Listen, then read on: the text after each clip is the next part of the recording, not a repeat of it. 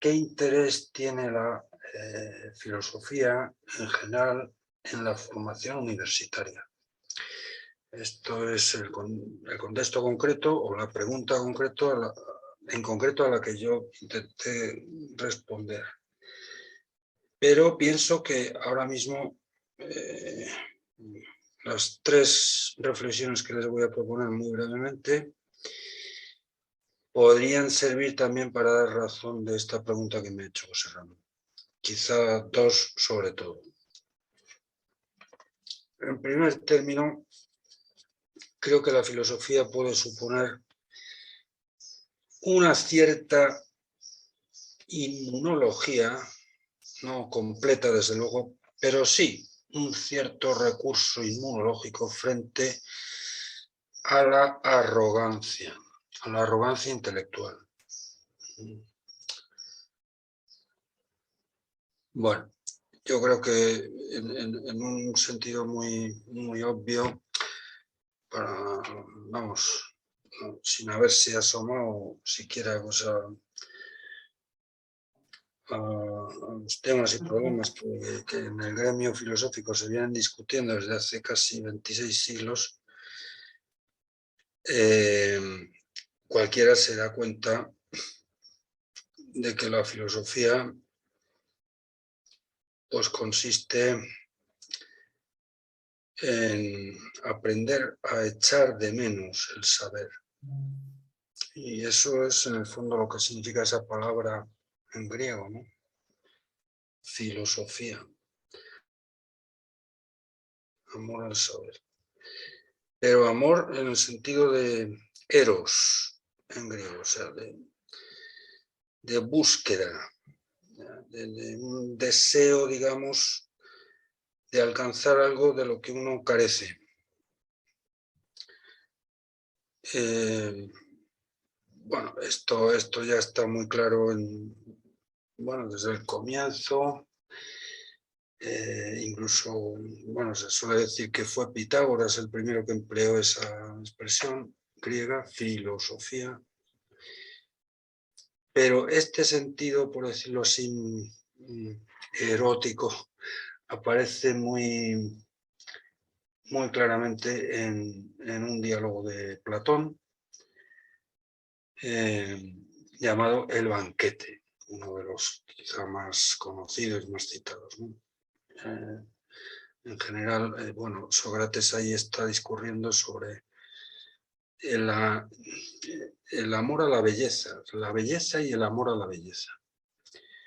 Bueno, y como pasa a veces en las conversaciones entre amigos, como probablemente fue en el Ágora de Atenas, ¿verdad? Pues esa conversación que reproduce Platón en el diálogo El banquete, pues en algún momento se va por las ramas el asunto. Y una de las ramas realmente interesante, a propósito de un diálogo sobre Diotima, que es una señora griega, una especie de personaje mitológico griego. Bueno, pues Sócrates hace ahí una reflexión muy interesante.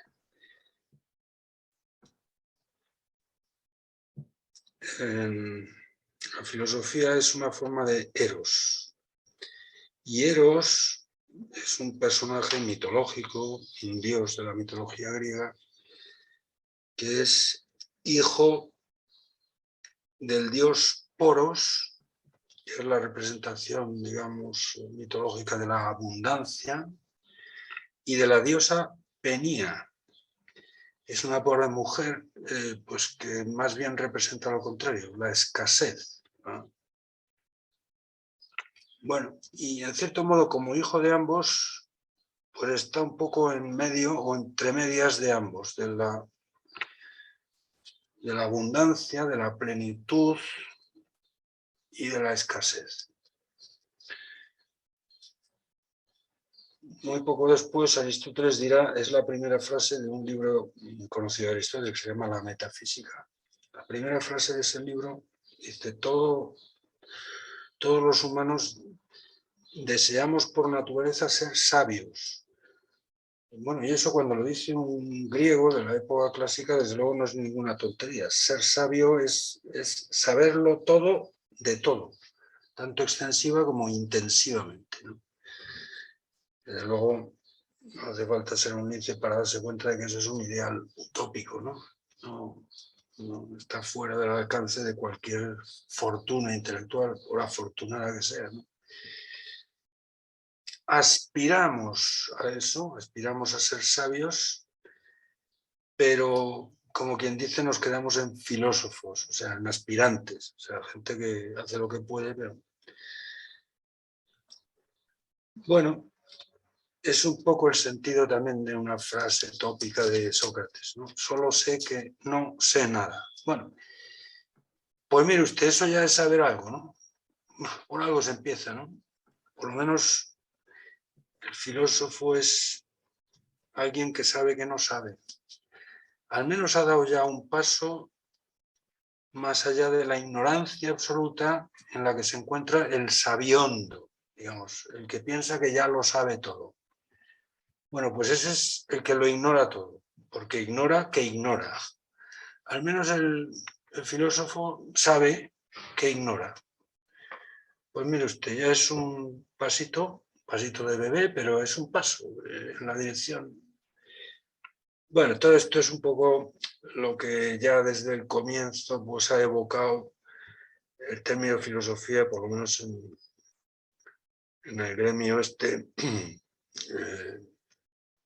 realmente es una evocación sumamente prestigiosa, ¿no? Porque a nadie se le escapa que Sócrates pues, es un poco el que inventó esto, ¿no?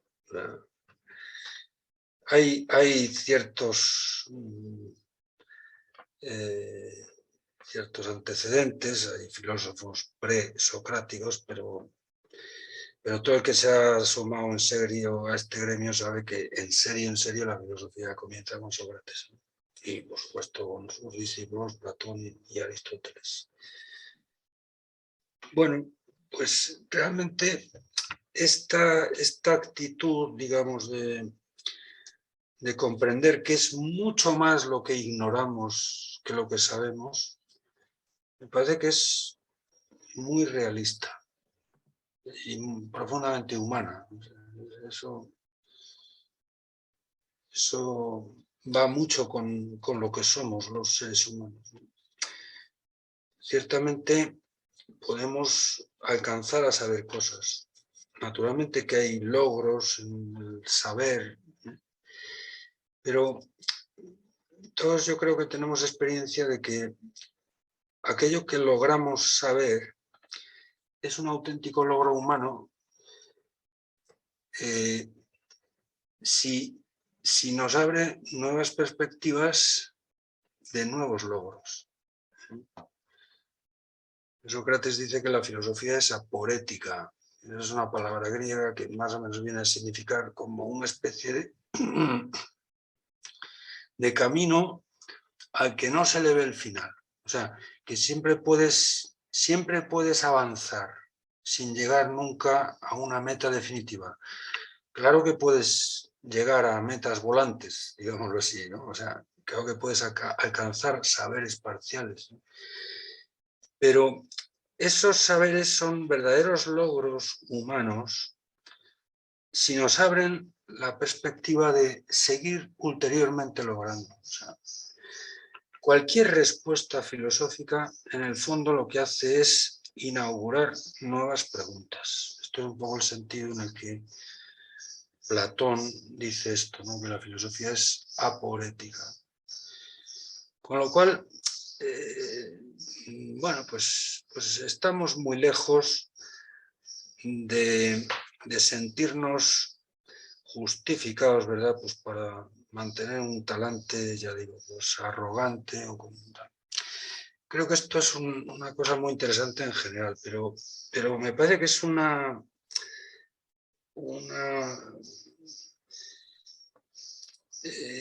es una actitud especialmente interesante en nuestros días, ¿no? Porque en nuestro momento es muy fácil que mucha gente piense que ya lo sabemos todo, casi todo, porque estamos conectados a la red, ¿no? Como tenemos chismes informáticos y podemos, bueno, con mayor o menor dificultad, sobre todo los que nacimos en el siglo pasado, pues tenemos un poco más de dificultad, pero la gente que tiene ahora 20 añitos, pues claro, no es imposible, no es muy difícil que se les pase por la cabeza, bueno, pues que hoy en día somos más sabios, por ejemplo, que los de la generación que nos precedió, que no disponía de chismes de estos, ¿no? Bueno, realmente es un planteamiento chusco y a poco que le retengas la atención un minuto te das cuenta de que eso, mire usted, ¿no? O sea, no es lo mismo el saber que el soporte del saber, ¿no? Y en último término, si la información que recibes pues no reobra sobre tu estructura cognitiva convirtiéndose en formación, pues eso no se le puede llamar propiamente saber, ¿no? O sea, pero bueno, es relativamente fácil que esta reflexión no comparezca a primera vista. O sea, que sencillamente de entrada mucha gente piense que, bueno, pues que lo importante es estar conectado online pues, a varias autopistas informáticas y ahora como vivimos además en una sociedad de la información o sociedad del conocimiento, como se diga eso, pues bueno, pues efectivamente somos bastante más listos que las generaciones que nos han precedido. Hay una forma de arrogancia, yo diría que todavía más frecuente y más peligrosa aún, porque tiene la cualidad de poder fácilmente disfrazarse de lo contrario, o sea, de humildad intelectual, de modestia, ¿eh? Y es la actitud de quien dice, no quizá el sabiondo que dice, no, yo ya lo sé todo y tal, no. Eso tampoco es muy frecuente encontrarse gente así. Pero sí que es muy frecuente encontrar gente que piensa, yo con lo que sé ya tengo bastante. O sea, es suficiente lo que sé. A veces no reparan en que, claro, pues eso que saben, pues en el fondo se limita a la modestísima técnica de acceder a las fuentes del saber. O sea, de manejar los chismes digitales, el Google y tal, y saber, bueno, pues trastear o navegar por la red y tal. Igualmente, a poco que uno le retenga la atención al planteamiento, pues se le cae de las manos, porque eso es un poco absurdo, ¿no? Pensar que sencillamente con dominar los protocolos informáticos, ¿no? Pero bueno, en el fondo, mire usted, el saber está ahí, en el soporte digital o en las redes o tal, y bueno, pues yo ya sé cuando necesite consultar, cuando necesite una información. Bueno, por otro lado, como desde hace ya mucho tiempo, pues es muy frecuente y además muy omnipresente, ¿verdad? Pues todo el discurso sobre la inteligencia artificial, que es una expresión, pues hombre, un poco equívoca, bueno, al menos metafórica, porque evidentemente, claro, un chisme digital, aunque pueda tener muchos bits, aunque pueda tener instalado pues, unas aplicaciones o unas features, como dirían los gringos, ¿verdad? Pues increíbles, pues en el fondo es perfectamente imbécil, vamos, porque se limita a retener significantes, pero sin entender el significado de lo que retiene. O sea, es un puro soporte material. exactamente igual que un libro. Bueno, pues un libro puede ser una fuente del saber, o un libro podemos decir en sentido metafórico que es muy sabio, pero es una metáfora, ¿no? Es una analogía impropia, como dirían los lógicos, ¿no? Que el libro no sabe, o sea, el que sabe es un ser inteligente. O sea, la sabiduría, decía Aristóteles, es un hábito intelectual. Y eso solamente puede tenerlo un animal racional, no una máquina. Tampoco un animal irracional, aunque se hable también en sentido metafórico pues de inteligencia animal, y yo creo que no de una forma completamente injusta, insisto, si se entiende que eso es una metáfora, es decir, una analogía impropia. En sentido propio y estricto y riguroso, el saber es un hábito intelectual y solamente puede tenerlo un ser inteligente, vamos, un ser vivo inteligente. Pero bueno, ya digo que como muchas veces se emplea, yo creo que abusivamente, pues estas fórmulas, pues puede haber hoy en día mucha gente que, bueno, pues que esté un poco confundida y por analogía piensen que, bueno, que uno es sabio si en el fondo es capaz de manejar bien los soportes de la información, aunque no sean propiamente la inteligencia de cada uno, ¿no? Bueno, pues esto ya digo, aunque pueda disfrazarse de modestia intelectual, en el fondo yo ya, con lo que sé, ya tengo bastante. Mire usted, yo soy un pobre hombre. Pero en el fondo eso oculta justamente una forma de arrogancia, yo diría, particularmente capciosa.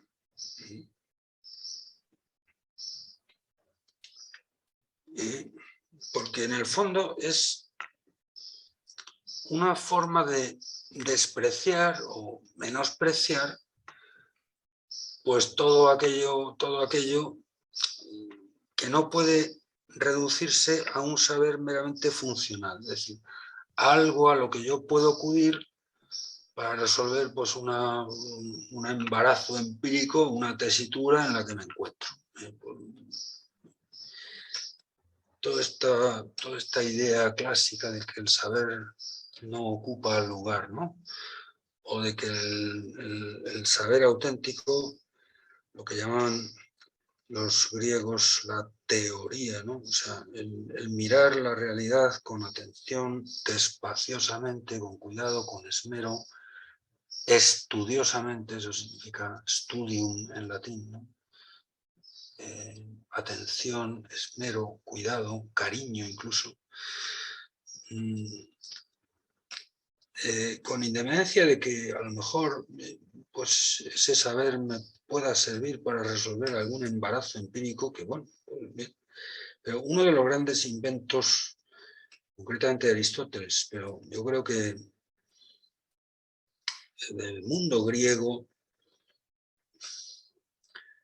y de los que pienso que Europa ha vivido y sigue viviendo culturalmente en lo más interesante que tiene, es justamente esto de la teoría. Es decir, un conocimiento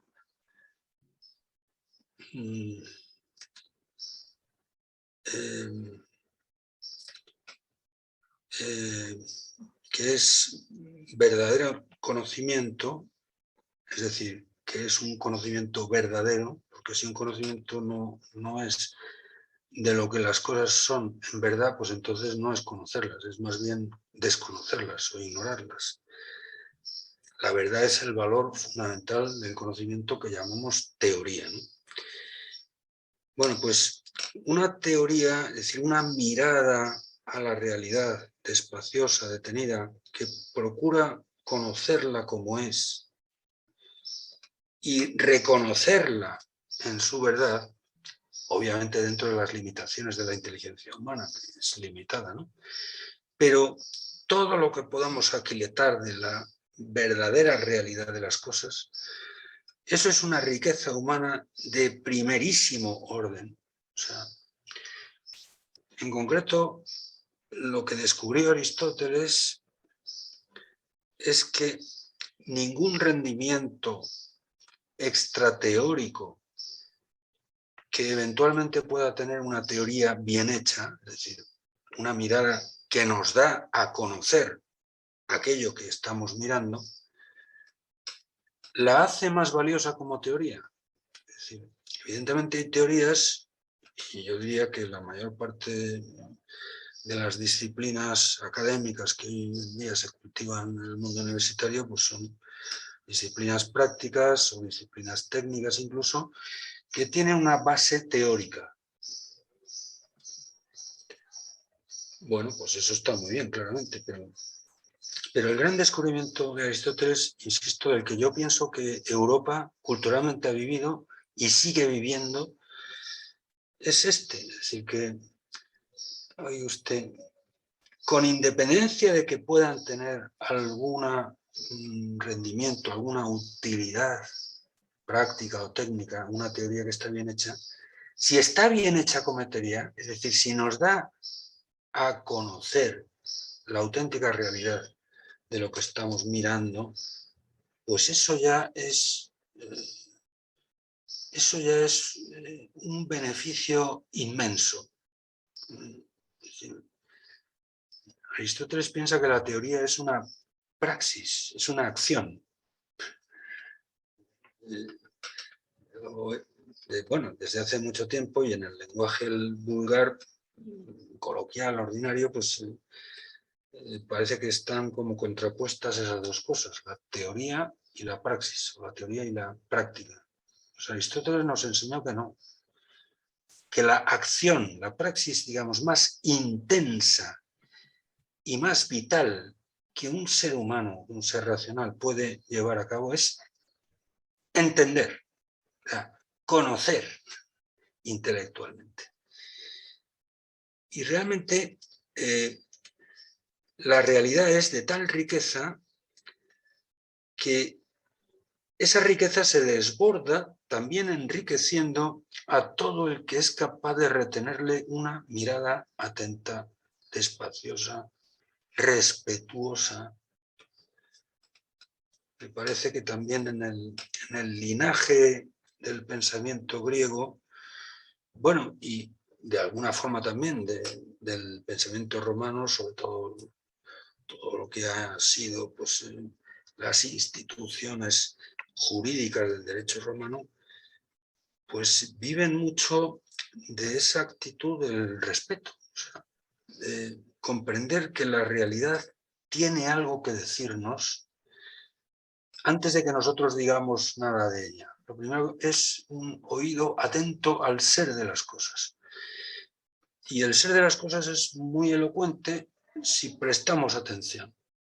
Y también nos dice algo sobre cómo debemos tratarlas a las cosas y cuál es la mejor forma de comportarnos con ellas, ¿verdad?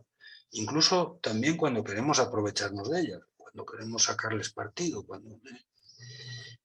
Pero precisamente para sacarles partido y para aprovecharnos mejor de ellas, lo primero que tenemos que hacer es escucharla, respetarla. Bueno, pues esta actitud, digamos, la inventó un filósofo que se llama Sócrates. Y yo creo que quien la formuló de manera más rigurosa y más precisa es Aristóteles, que es discípulo de Platón, siendo así que Platón a su vez lo fue de Sócrates. O sea que podríamos decir que Aristóteles es nieto intelectual de Sócrates, pero claramente está en el linaje, digamos, originario de, ¿no? O sea, la filosofía, aunque luego pues ha derivado por otros derroteros, pero originariamente fue la forma más exigente de teoría, o eso ha querido ser siempre, ¿no? Por lo menos en los filósofos que mejor se reconocen en ese linaje socrático, que yo creo que son los mejores filósofos. Pero esto es una opinión muy discutible y muy discutida. Bueno, no tanto, ¿eh? Yo creo que no son muchos los filósofos que piensen que Sócrates era un cantamañanas. Bueno, hay otra cosa que a mí me parece muy, muy interesante en esto de esta actitud, digamos, de la búsqueda del saber, y por tanto que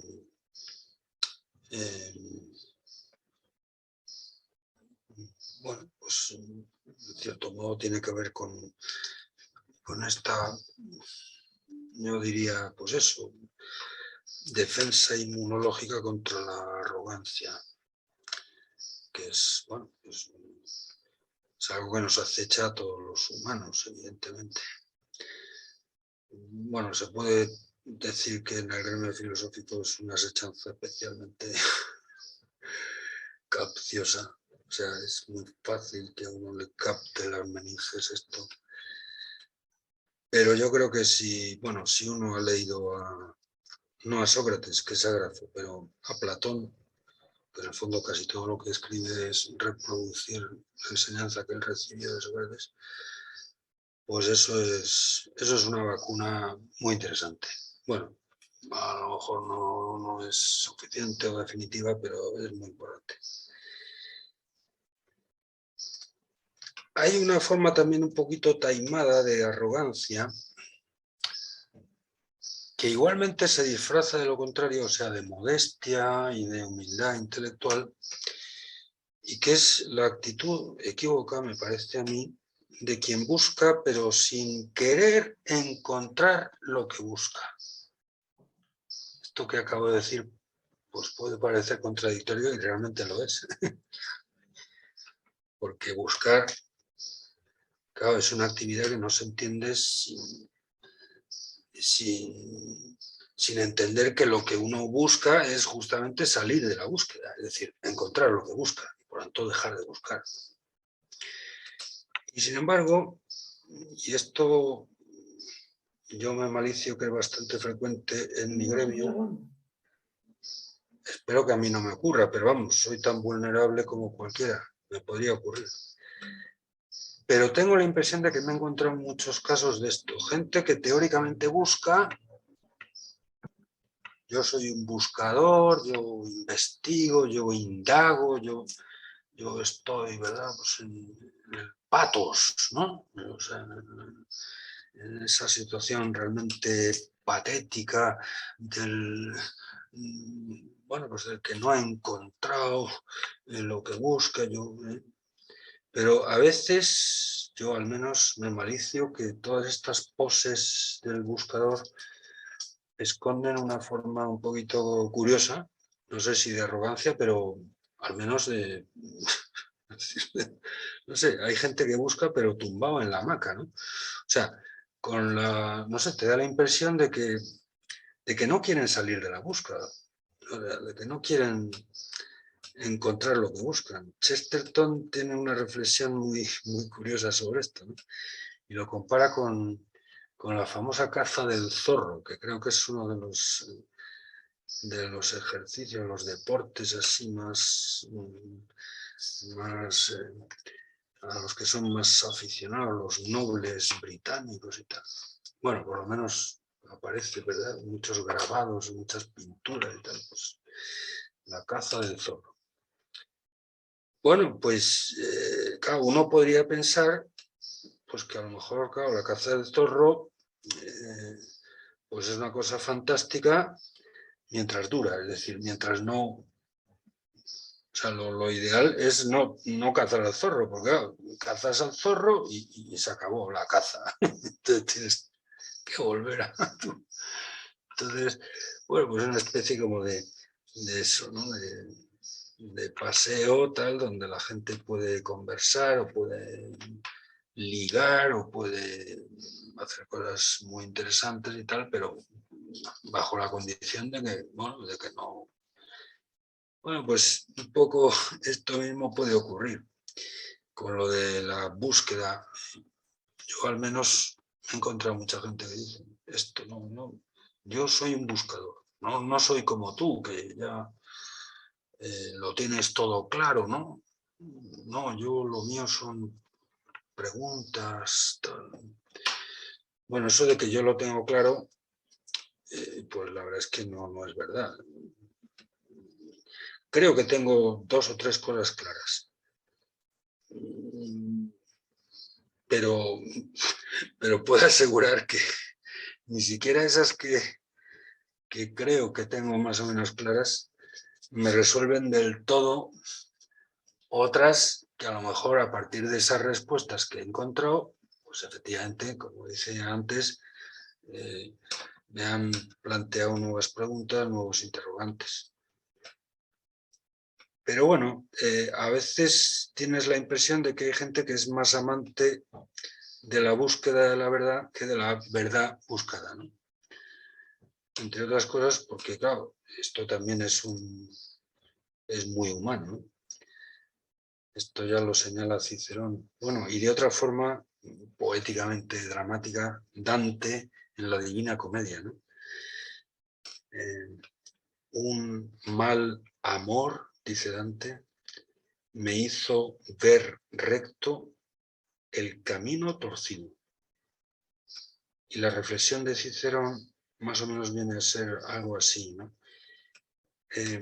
A veces tenemos la tentación de pensar como falso o dudoso lo que no queremos que sea verdad.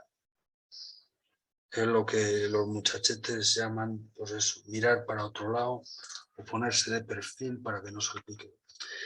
Es verdad que hay ciertas respuestas, bueno, pues que si las encontramos, pues no simplemente nos exigen un asentimiento teórico, sino que a lo mejor nos piden por coherencia pues un cambio de actitud, incluso un cambio de orientación en nuestra vida, ¿no? Y esto en las cuestiones que se suelen plantear los filósofos, pues es bastante frecuente. O sea, que haya preguntas y eventuales respuestas a esas preguntas que comprometan mucho más que a lo mejor las preguntas que se hace un astrónomo. O sea, evidentemente es muy interesante saber cuántos planetas hay en la, pues no sé, en la galaxia o en la... si son 7, 9, 14 o 30. Pero vamos, la respuesta verdadera a esa pregunta, que puede ser muy interesante, desde luego, sin duda lo es para los astrónomos, pues en el fondo tampoco nos salpica mucho en la práctica vital pues a los humanos, a los terráqueos. Bueno, y sin embargo hay otras preguntas que se plantean en filosofía que sí pueden salpicar bastante. Y por tanto se comprende pues, esa especie de tentación que podemos tener, pues eso, de ponernos de perfil, ¿no? Y desde luego un filósofo no es una excepción para esto. Aunque yo creo que profesionalmente tendría que tener algún recurso para intentar evitarlo. Pero hay que ser comprensivo. Bueno, yo creo que me estoy enrollando demasiado. Quería decir otras 2 cosas, pero voy a decir solamente una. Otra de las features o de las utilidades, entre comillas, que puede tener la filosofía, yo creo que en general, en particular, desde luego, para la formación de la gente joven en los institutos y en la universidad, ¿no? Pero yo creo que en general para la formación intelectual de cualquier persona. Pues mire usted, que por narices, con perdón, la filosofía te obliga a ir despacio. Y esto es una cosa muy buena. Nada fácil, ¿verdad? Pues en este mundo loco que vivimos, sobre todo quienes habitamos en las grandes ciudades, pues vamos alocadamente. Y bueno, yo creo que a veces esto es inevitable, muchas veces es inevitable, ¿no? Y Ahora tenemos la sensación de que claro, es muy difícil retenerle una atención detenida y cuidadosa a las cosas cuando uno va a 100 por hora. O sea, a 100 por hora es imposible contemplar. Contemplar es la traducción al latín del theorein griego, o sea, del verbo cuya sustantivación es la teoría, la teoría. El latín es contemplare o contemplatio. Pues no es posible contemplar a 100 por hora o contemplar 14 cosas a la vez. Si uno quiere fijar la atención, uno tiene que concentrar. Y eso es lo que significa estudiar. Es lo contrario de la dispersión. Y además tiene que hacerlo despacio. Todos los que somos o hemos sido, bueno, yo lo soy, porque estudiante, bueno, ya no tengo que hacer exámenes, gracias a Dios, pero estudiar es algo que forma parte de mi trabajo, claro. Pues claro, lo sabemos por experiencia. A veces uno hace lo que puede y, bueno, pues quizá por la urgencia de un examen, pues uno tiene que atropellar una materia, y, bueno, pero todos distinguimos perfectamente eso de estudiar. Estudiar es otra cosa, hay que hacerlo. Y sin duda, hoy en día, pues no solamente por el hecho de que la vida va demasiado deprisa, o de que se nos amontonan cantidad de tareas, sino sobre todo también por todo el mundo digital o todo el mundo online, ¿no? Pues que lleva prácticamente en su estructura misma la dispersión, ¿no? La multitarea, ¿no? El hipervínculo, ¿no? Todos esos textos azulitos, ¿verdad? Pues que cuando abres una hoja web te aparece y en el fondo te están desviando, bueno, para muchas cosas es sumamente útil, ¿no? Pues a lo mejor a otra hoja web que tiene que ver con eso, una wiki de estas diversísimas que hay. Pero en el fondo, cualquiera de nosotros, pienso yo, pues tiene experiencia de lo difícil. No es imposible, pero es muy difícil estudiar con una pantallita, ¿no? Es que te está invitando constantemente a la dispersión. Bueno, pues frente a la dispersión y frente a la precipitación, pues claro, todo el que ha tenido alguna familiaridad con la filosofía se da cuenta de que ahí tienes que ir despacio. La filosofía demanda ir con calma. Es verdad que a veces desalienta mucho, sobre todo a gente joven que se acerca por primera vez, pues en el bachillerato, bueno, antes, claro, cuando se estudia la filosofía en el bachillerato. Bueno, pues yo durante 6 años, yo di clase en 2 institutos de bachillerato de estas cosas, ¿no? Y claro, pues, bueno, me encontré de todo, me encontré gente también muy interesada en estas cosas, pero es verdad que la mayor parte de la gente le desalienta un poco la perspectiva de que, bueno, la filosofía es un campo, digamos, de batalla cubierto de cadáveres, de gente que se ha dejado la vida pues intentando dar una solución a un problema pues que no la ha encontrado, ¿no? Y es verdad que, o sea, los problemas que a día de hoy se siguen discutiendo en el gremio son los mismos que ya están planteados en los diálogos de Platón. O sea, hay un filósofo yanqui, un tipo llamado Whitehead, como se diga eso en yanqui, o sea, cabeza blanca, creo que se traduce, que decía una cosa bastante sensata, y es que toda la historia de la filosofía no es nada más que una nota a pie de página de los diálogos de Platón. Bueno, quizás es un poco exagerado, pero creo que no demasiado. Esto lo sabe cualquiera que se haya asomado un poco en serio. Seguimos en esa conversación y además sin una perspectiva por lo menos a medio plazo de poder zanjarla, vamos, de ninguna manera. Bueno, o sea, a diferencia de las ciencias, que como decía la famosa zarzuela, ¿verdad? Pues avanzan, que es una barbaridad, y parece que cosechan triunfos uno detrás de otro y tal, pues mire usted, la filosofía, lo único que cosecha es cadáveres, intentos frustrados de dar respuesta a problemas que son tan difíciles que aparentemente parece que no tienen solución, ¿no? Y esto, claro, pues hay mucha gente que le desalienta y que a mí personalmente todo lo contrario, me anima. Porque me parece que esas cuestiones son tan interesantes que sería una auténtica pena que se acabara la discusión. Pero bueno, admito que esto es una rareza mía.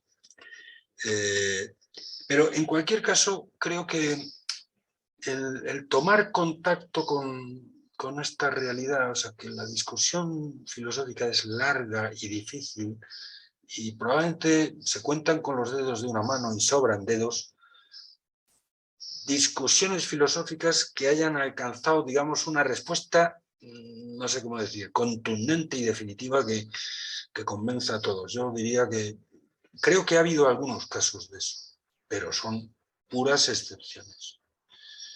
La mayor parte de las cuestiones que se siguen discutiendo, insisto, llevamos 26 siglos con ellas y probablemente queden otros 26 como mínimo. Bueno, pues a mí eso me parece extraordinario, porque son temas que, bueno, no encontraremos una solución definitiva para ellos. Vuelvo a lo de la aporía, ¿no? Pero cualquier pasito, aunque sea un pasito de bebé, que sirva para aclarar un poco más, para reformular quizá esa misma cuestión, pero teniendo en cuenta algún dato más, algún, no sé, algún elemento más que la historia reciente pues yo creo que eso son cosas de tal envergadura humana, pues que cualquier pequeño paso, aunque no sea una solución definitiva, es importantísimo y puede valer, que a lo mejor puede valer mucho más que grandes avances en cualquier otra ciencia. Bueno, aunque por supuesto sean muy interesantes y muy importantes los avances en la ciencia. Hay una cosa, yo leí hace muy poco un texto de Max Scheler, un filósofo alemán, que dice, a propósito de esto, leo un parrafito. A ver, ¿dónde estaba esto? Sí. Ocurre algo totalmente distinto allá donde hablamos de progreso. Está hablando de eso, el progreso en las ciencias, ¿no? Aquí la nueva fase del respectivo mundo de bienes de la civilización desvalora por completo la antigua. Ay, perdón. No quería leer esto, perdón. No, a esto. Está completamente infundada una opinión de moda en nuestra época. Esto está escrito hace más de 70 años, pero creo que sigue siendo muy actual. Según la cual hay que censurar a la filosofía por los siguientes motivos. Porque su conocimiento es un conocimiento solo personal. Porque comienza y muere con cada filósofo. Porque no progresa de modo continuo como la ciencia. Porque no es capaz de trabajar repartiendo tareas. Evidentemente el trabajo filosófico no es un trabajo en equipo, como sí hace la ciencia. Porque ninguna filosofía puede encontrar un reconocimiento universal, porque todavía no ha conseguido ni siquiera una terminología fija y universalmente reconocida. A veces cada filósofo tiene su jerga, ¿no?